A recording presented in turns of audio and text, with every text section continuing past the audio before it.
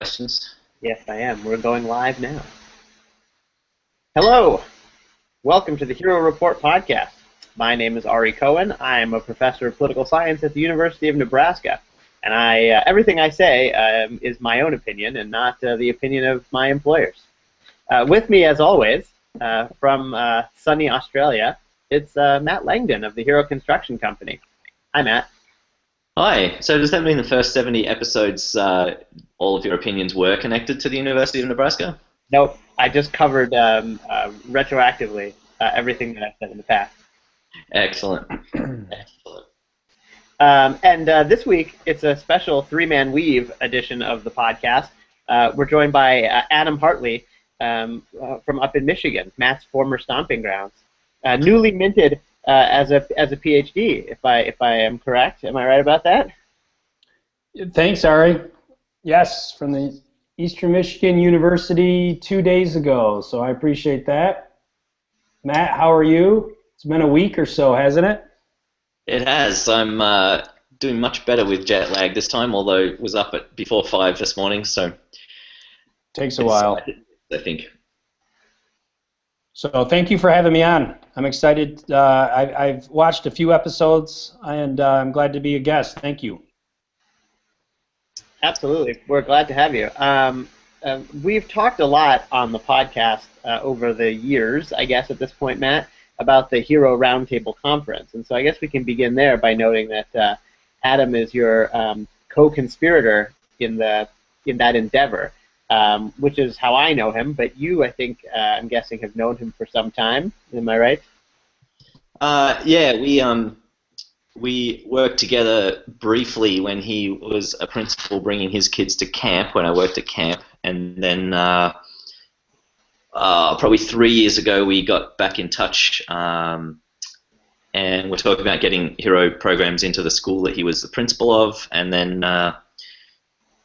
nearly 2 years ago, I suppose 22 months ago, we decided that we were going to run a conference, and the rest is history, and now he's the freelance hero worker, having quit his job 3 weeks ago.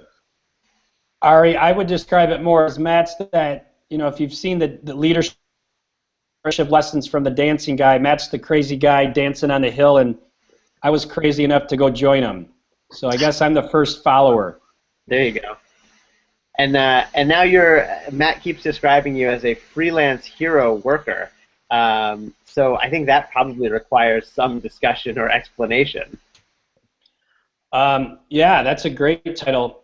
Actually, so through Matt's, I guess, mentorship, I'd like to call it, and he had this vision of the Hero Roundtable, and I, of course, jumped on board. It was really in line to what my beliefs are as far as true leadership. I think a true hero is a true leader, and just a lot of the research and work I've done in leadership really aligned to what Matt's definition, and I know we're going to talk about that a little bit, of what a hero is and what true heroism represents.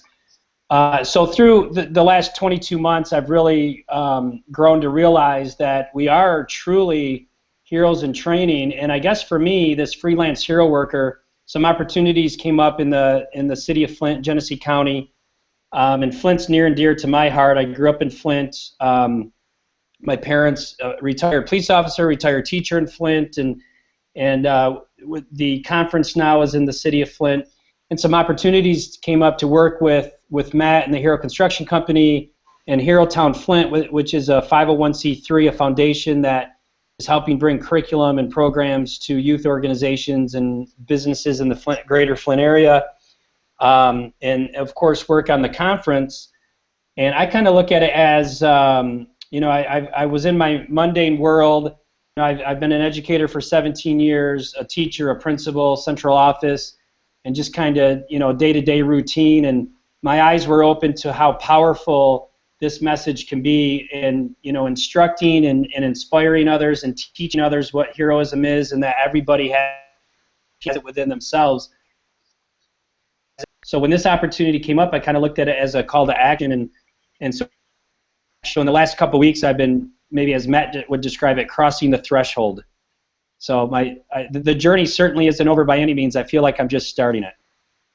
You can tell he's been brainwashed, right, Ari, with all the hero's journey terms coming out there. He's using all of Joseph Campbell's terms, so that's good. So I think I think Adam will be a pretty regular guest on the show now, but the reason I wanted to get him on one reason I wanted to get him on at this point was to talk about the definition of a hero, and that came up again at the conference, which is only 5 weeks ago now, I guess, which is bizarre. There's a small group of people that are very sensitive about the definition of heroism. So Zeno Franco got up on the stage and I think was quite adamant about protecting the definition, and Ari, you ran a packed breakout session to discuss the definition of heroism, and last year came right on the stage and killed everyone's enthusiasm by telling them that heroes were not just inspirational people. But I'm certainly part of that small club.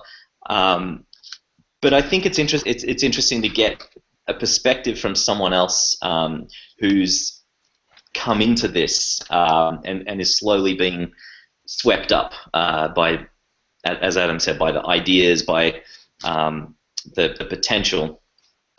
And I remember very clearly early on, so we've been running this conference for, like I said, nearly 2 years now, and I remember clearly at the start, Adam, hearing you say things like all teachers are heroes, or things of that nature, and I probably very annoyingly corrected you on that at the start. But I find it interesting that you, and you can share the experience that you had last week, but where you've started now correcting people on their use of the word hero. So can you start talking about what that experience has been like for you, and then we'll probably jump in and ask some more specific questions as well. Sure. Yeah, I mean, you hit it right on the nose with your annoying part. No, I'm just joking.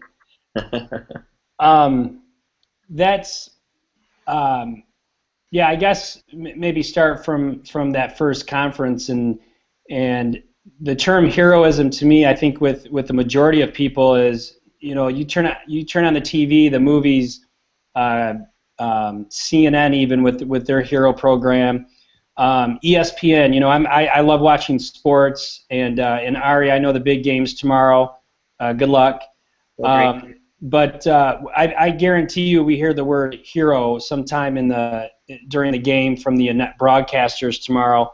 The hero of the game catches the last touchdown pass or makes the saving tackle or what have you. So, growing up, most of us here in America think of hero as a couple things. One, somebody that I think has special talents, maybe that is stronger than everybody, or can dribble a basketball or jump a little higher than most people on their team or the league, or people that are doing nice things. So there's a lot of people that I'm associated with, whether it's family or friends, that will do nice things, will community service, and growing up, I've heard them be called heroes as well.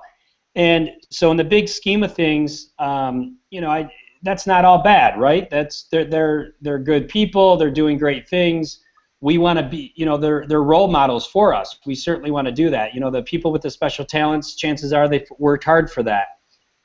However, I'm coming to realize that when you use a word such as hero and what that means in our culture, and you start to generalize that like we have, all of a sudden, the youth that I work with, whether as an educator or maybe working at the Boys and Girls Club, when you ask who their heroes are, you start realizing that they're people that almost are so far out there that they can't see themselves becoming. So, and then when you talk about being a hero within your own community, that definition doesn't match up, because they may say, my hero is LeBron James, and then when you say, well, define that, why is that?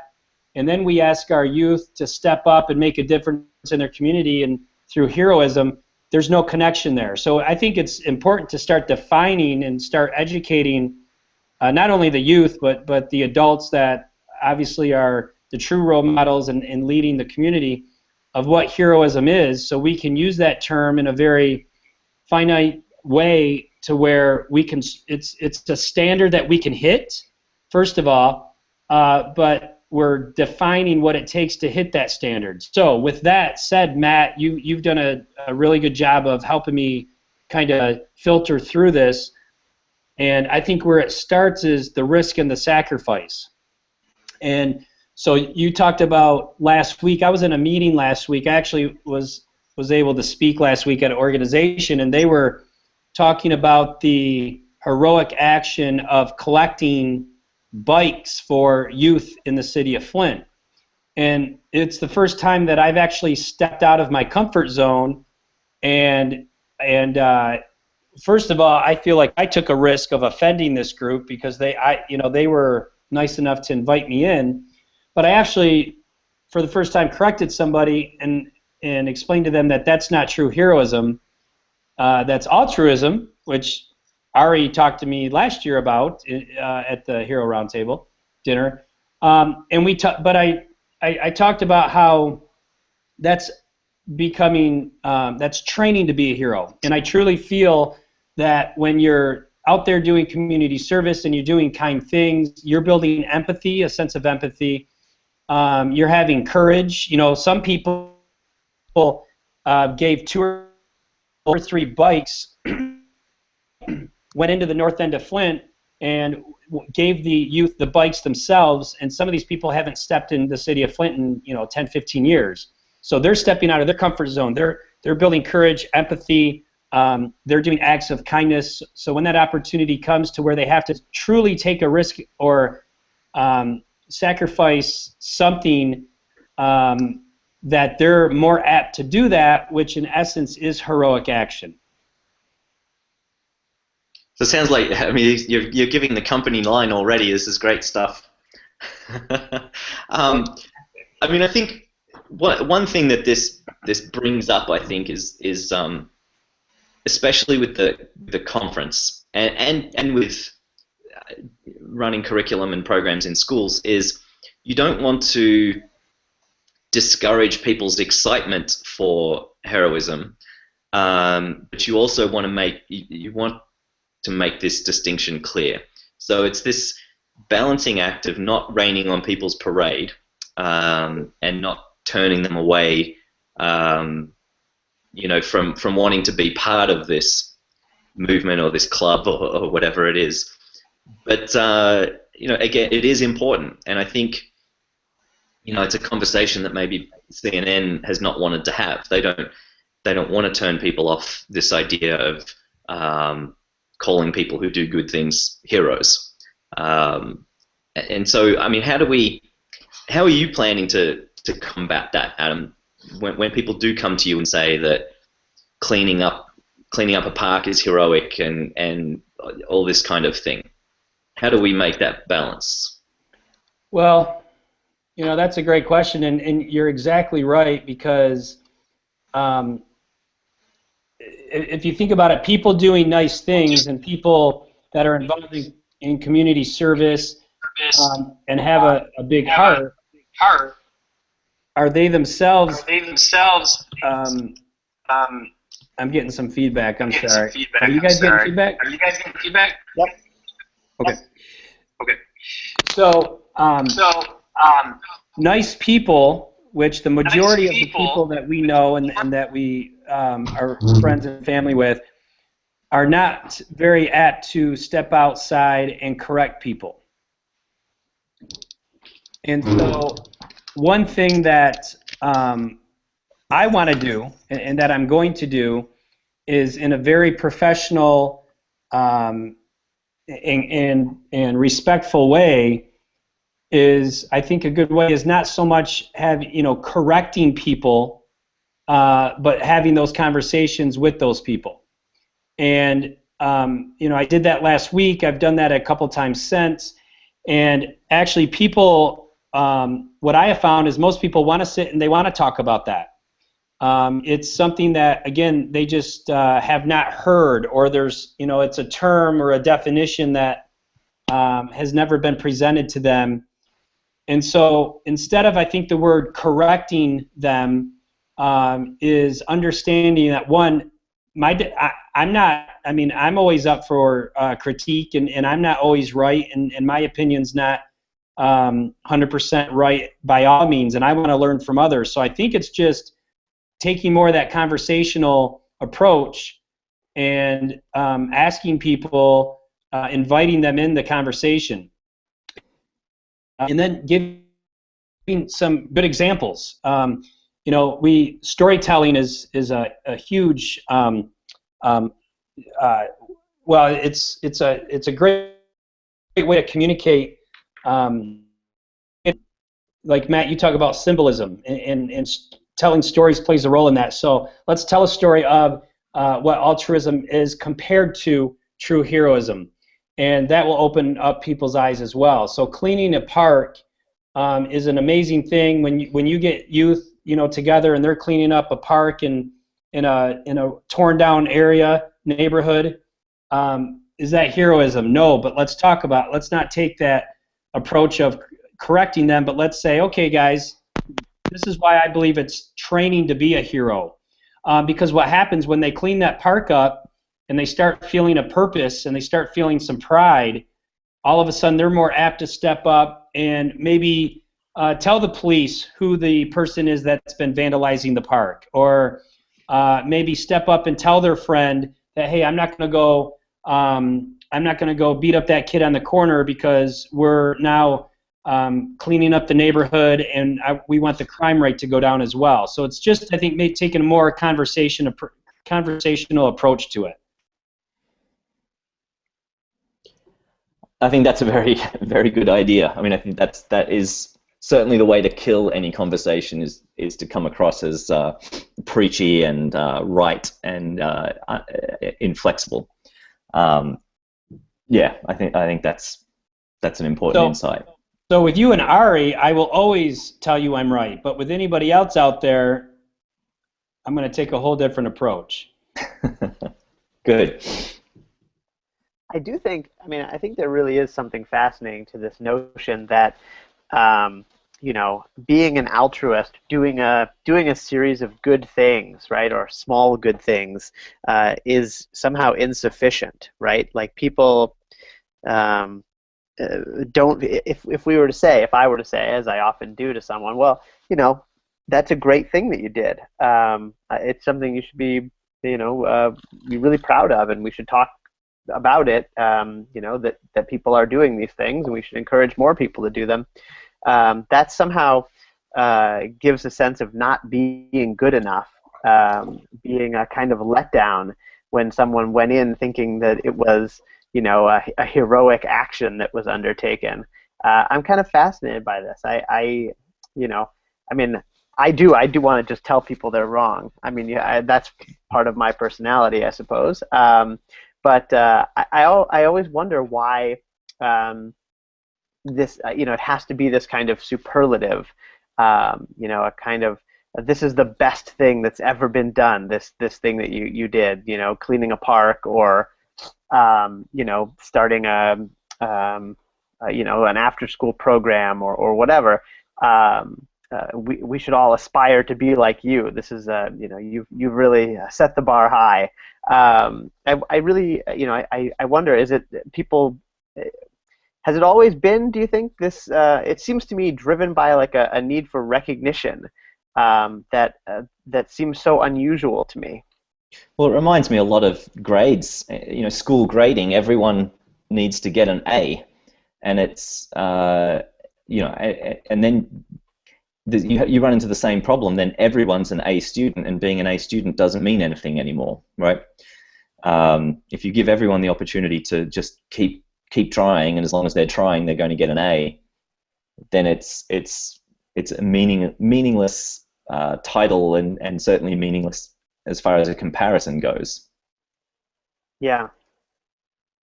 Yeah. Well, and I think too, you talk about comparison. That seems to be human nature. the competitiveness, and so that's something again to, like for instance, the growth. We talk a lot about the growth mindset, and Hero Town Flint's using the growth mindset modules, and starting there when instructing heroes, and I think that's a great place to start, to remove those layers of competitiveness, and if I don't hit this mark, and then why try, or I'm here, so why should I try harder, and just to remove that will help with those conversations. And Matt, you're right. If everybody gets an A, what does it really mean? And so, of course, I'll resort back to the grades, where the traditional grading system, I don't think reflects true assessment and true learning, anyways, because what that A means in school, one may not mean the same thing down the street in another school. So, I think when we start defining heroism, and we're going to go out and have these conversations, it's almost like we do have to look at it as not so much a hero equals A, but a hero is this standard, and what does that standard mean? And in like a standard-based grading system, you're either a 1, you don't know it, a 2, you're getting there, or a 3, you hit it. And if you're a 2 and you never hit a 3 in heroism, that's okay. You're doing some great stuff. You're whether it's acts of kindness, whether it's you have so much empathy that you're out working with organizations like the Boys and Girls Club, and you're a role model. And if you live your life never hitting that 3 because maybe an opportunity has never came up to hit that 3, a 2 isn't all that bad. But you're right. Most of us, the competitive nature, we want that A, and sometimes we'll cheat to get there. And so I think we see that sometimes in self-promotion. It's really interesting. Oh, sorry, Matt. Just sort of piggybacking off of what Adam is saying, I think people are always surprised. I was talking to a student yesterday, and I think the student was clearly surprised, but people are always surprised when I say I wouldn't want to be a hero, because to my mind it means that something's gone spectacularly wrong. 9 times out of 10, the heroes that we talk about are people who have put themselves in danger, put their lives on the line, because something bad has happened, and a quick response is needed. And what we're suggesting, it seems to me, is that there's a way to prepare yourself such that you would act in the right way, in the heroic way, if you were called upon. But me, in my safe, comfortable life, I kind of hope I'm never called upon, right? I want to be, you're talking about hitting 2s and 3s, Adam, but I want to just be able to do small good things and have that be the extent of it, right? It's one of those cases where I feel no need to be competitive with people when it comes to the real dangerous work of heroism. I hope that I'm prepared, if I find myself in that situation where it's called for. But boy, that's one of the most unusual things to me, is that people, in some sense, maybe it's not appreciation of what it is to be a hero, or people say, oh, I really want that. For me, boy, I want all the other things lower down on the list. Yeah, I think Martin Luther King didn't have a fun life, right? Every day of his life there was stress and real danger, real fear. I think that's right, and I think a couple of things that we've mentioned already, I think will help us transition into talking about the shooting in Ottawa this week. This idea that practice prepares you for heroism, I think really came up in the story of 2 people that have been called heroes in that situation. And the other thing I think is, it just reinforces what you said, Ari. Your life's going to be much better if you're not put into one of these situations where you're responding to someone who's got a gun coming in and trying to kill people. I think the one that a lot of people are familiar with is this man who shot the shooter Kevin Vickers. And what's interesting about it is, first, it was his job to be security at the building. So certainly it's his job to be taking on this guy, and he's got a huge history of preparation. So he's been a police officer. He's got numerous family members who are police officers. His son last year, as a policeman, jumped into a river to rescue someone who was drowning. So he's got all of these, I guess, inspirational people around him who are exemplars, but also has had clearly a lot of training to do exactly what he did, and has a job to do what he did. So it's interesting that he's the one that's being declared a hero this week, because he's the one really who was following his job, doing what he'd been trained to do, and really didn't do too much out of the ordinary.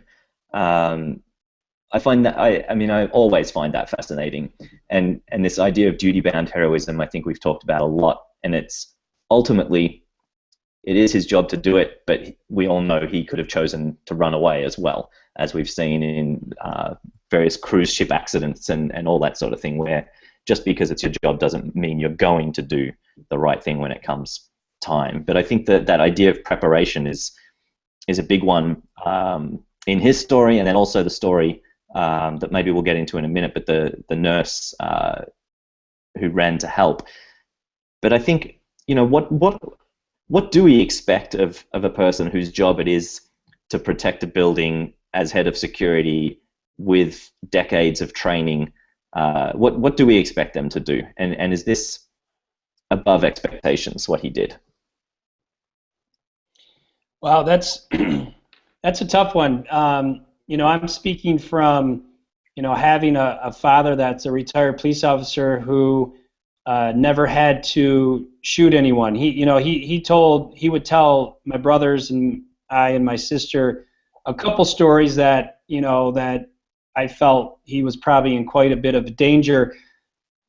But I guess I look at that situation as, you can look at it a couple ways. The way I see it, I know police officers. I get paid $12 an hour. They have a gun on their hip. They are surely trained, and it's each night you just never know what you're going to get into. So I guess the question is, are they heroic in every time they put their uniform on and jump in a car, or is it, like you say, a job related? You're getting paid for that. You're trained. You're equipped to handle that. So it's certainly different than if just an innocent bystander on the street tackles an active shooter, and maybe like a father with his kids, and he decides to go into a war zone, so to speak. So that's a great question. I don't have an answer for that. I struggle with not looking at this officer as a hero, and I certainly, again, are there various levels. The nurse is not armed. She ran into the thick of things. If you remember the Boston Marathon incident, there were actually police officers that were on camera running away from the bombing, and one particular officer ran into the smoke and saved at least one person, I think, too. So was that job related? His colleague, his partners are running away, and he's running against the grain. So it's a great question to ask. Again, I think great conversation. What do you think, Ari? We're going to get complaints about disparaging police officers now, right? Well, we've talked about this. I think if you go back to like the somewhere in the first 5 episodes of the Hero Report years ago, this was one of our favorite topics, right?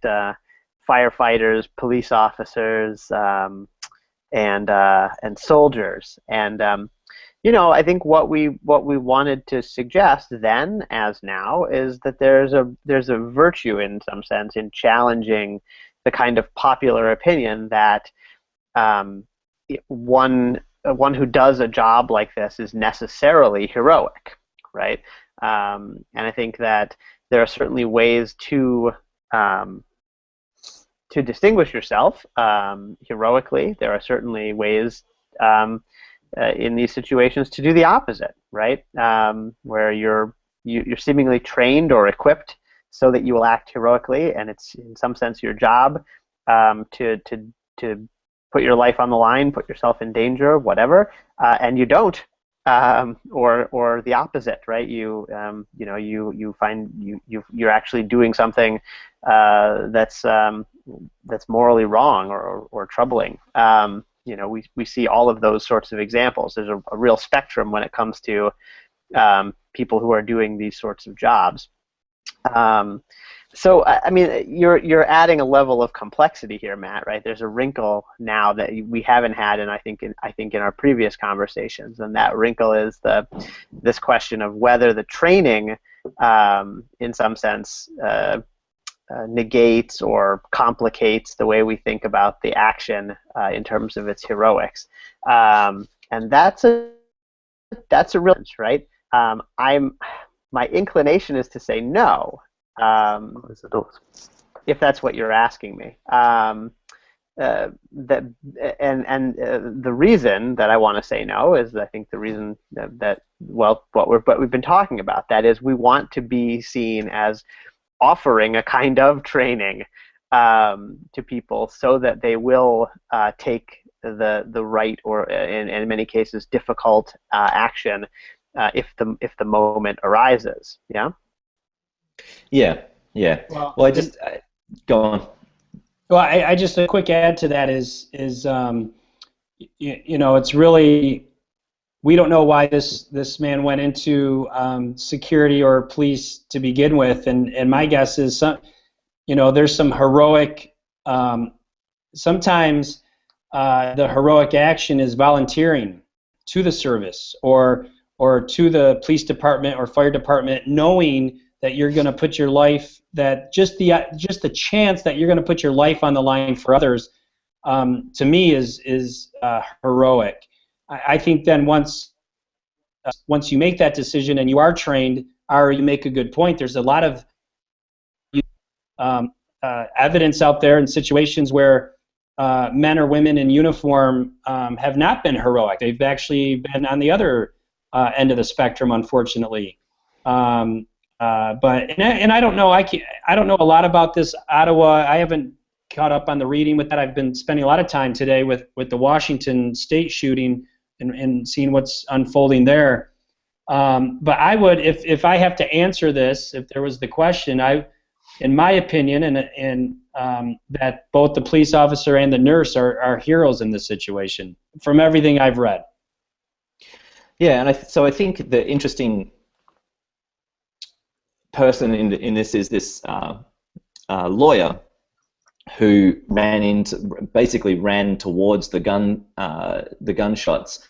to help, and it's interesting to me that she doesn't get the accolades or the global attention, and I think it's connected to the fact that our first hero actually shot the guy. Like, there's a lot of vengeance part there that Ari, maybe we can get into a bit, but that's what's made it.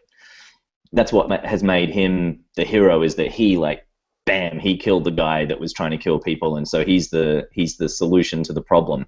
But Barbara Winters is this person who was heading towards a meeting, and rather than run away or duck away, she ran back to the soldiers that she had just walked past, because she was pretty sure that that's what was happening, that someone was attacking the soldiers. So she just went straight back, and she had first aid training, which I think is another key point to what we're talking about. And again, similar to the idea of hero training, it's something you get and hope you never have to use, but you know that if you ever have to, it's going to be very valuable. So this idea of knowing that someone's shooting people and running towards it is to me, some of the most amazing heroism, I think. It's similar to the idea of those people who ran to the World Trade Center and up the stairs. That kind of overcoming this clear safety concern and wanting to help people. I think this is sort of pure heroism. There's this clear risk, and everything in your brain and body must be saying run away, and yet there are these people. We still don't know why. I mean, we don't know exactly why. We've got some ideas on why this happens, but her training, possibly her recent connection with soldiers, the fact that she'd been thinking previous attack and that sort of thing. So yeah, I think that's very, very interesting.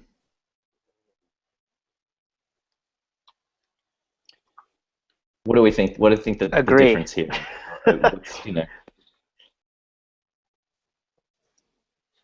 What can we do? Why are people getting it? So why are people getting? Why is one case getting attention and the other is not? I think it seems to me you're spot on, right? I don't know if it's necessarily a kind of vengeance thing, though I write about that a lot, and it's something I'm interested in. I think it's kind of this idea of heroism as action, and maybe even this sort of desire for a kind of resolution, or what we see as a positive resolution, right? Bad guy doing bad thing is shot. The person who does the shooting is being an active hero, right? Going out and putting an end to a dangerous, terrible situation.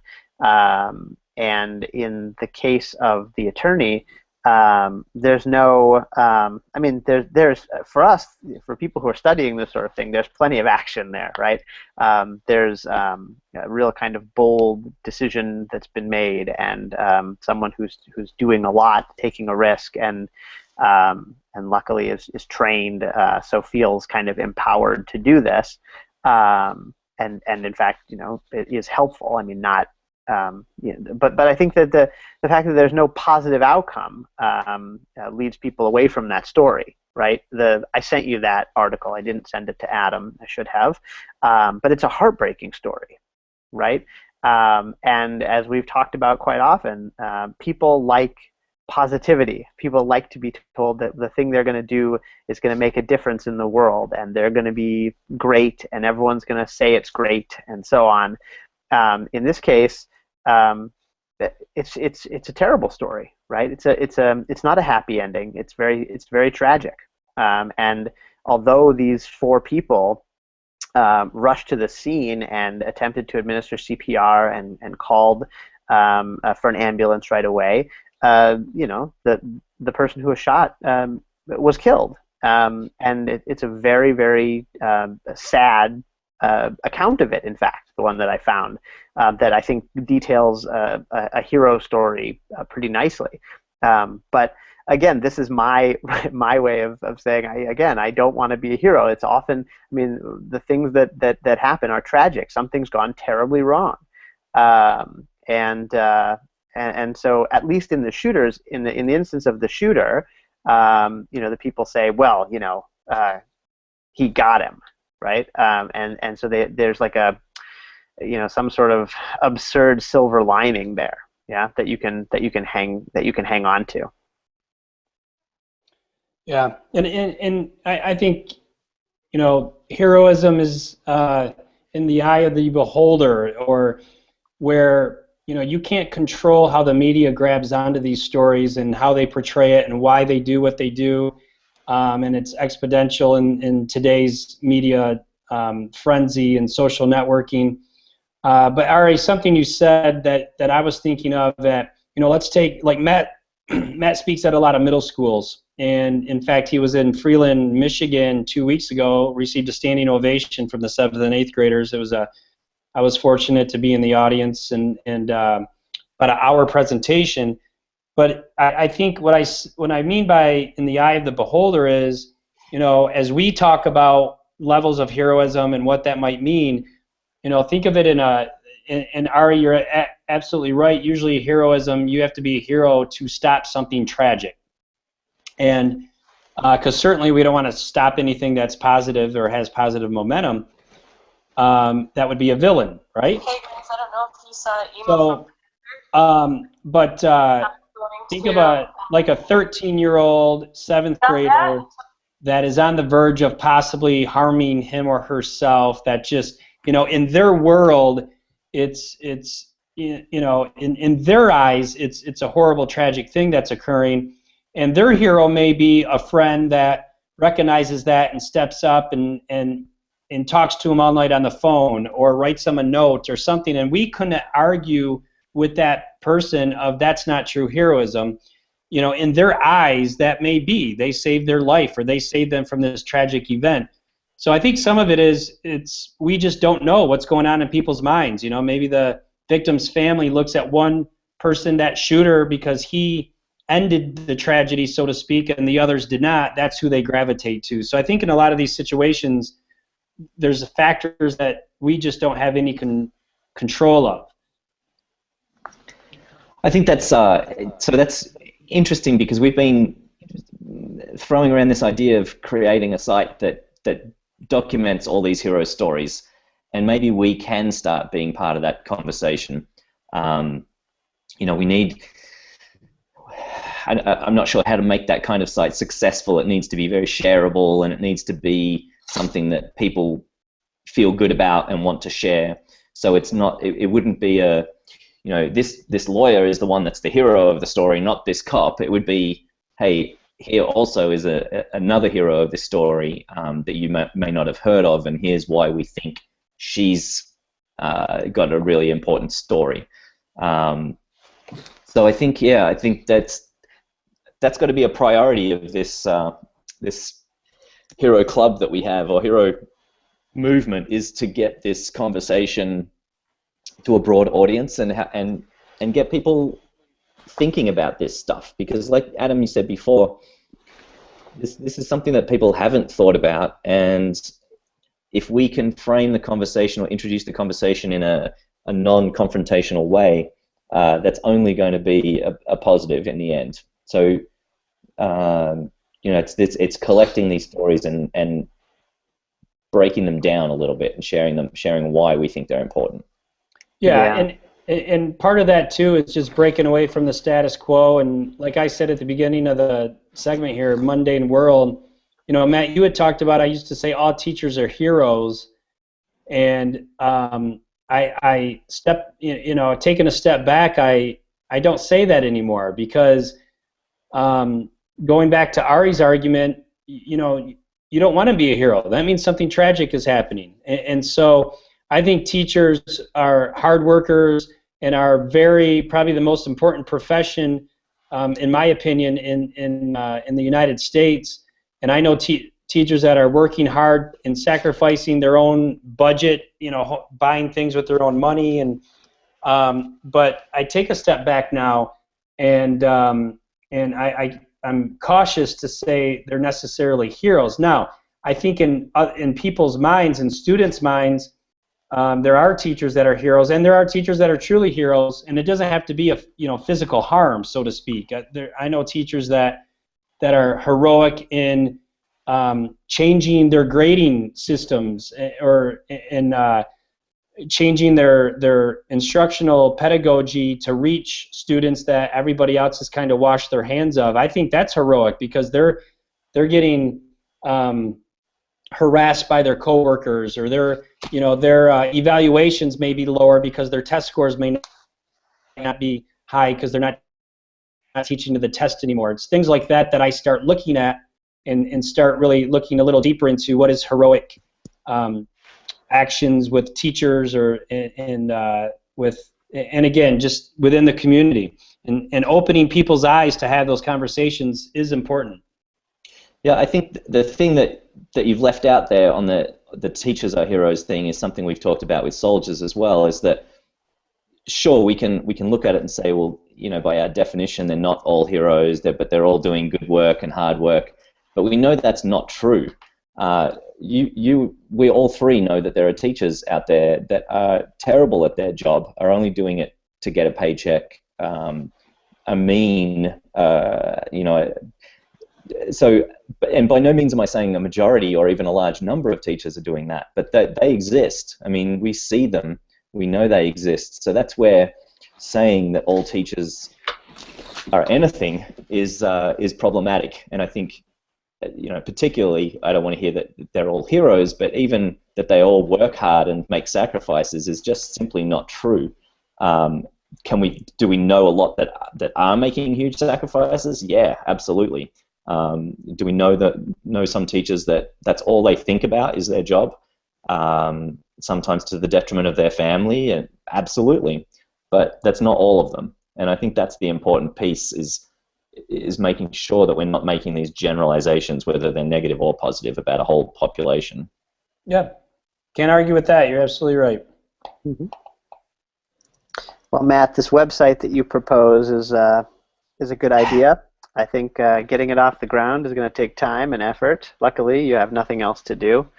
And I'll look forward to sharing via various social media, and I assume all the others who have been following this discussion and who have enjoyed the previous 70 episodes of the Hero Report will look forward to these hero stories. I do think that there really is an important place for this because as we've been saying, the media is quick to latch on to one thing and to run with it, and often to the detriment of any other story or any other angle. And it seems like if you get one part of the story and it's it's touted as heroism, but maybe it's not, or maybe there's another a kind of heroism that ought to be considered in the same event. It's good to have another outlet to bring that to people. So, yeah, I hope it gets underway soon. Yeah, and so I wonder. I imagine all of these successful sites that do this sort of format where they frame a story and then ask people to share it, basically, and write a headline that grabs and says you won't believe what happens next.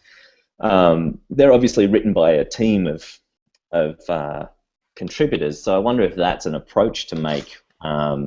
Sure.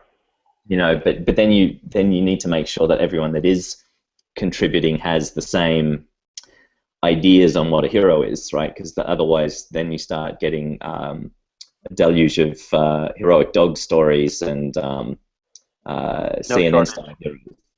Yeah, no shortage of hero dogs. This dog jumped into a cold river to rescue a cat. Yeah, you want to avoid that, and I think that quality control is going to be key, because what you have to do is explain how it hits the definition, right? I mean, there has to be a post at the outset that says this is what heroism looks like, right? There's all sorts of other words that we don't use often enough. We don't talk about people as role models. We don't talk about someone who acts as a champion for someone else. We don't talk about someone who's just a mensch, and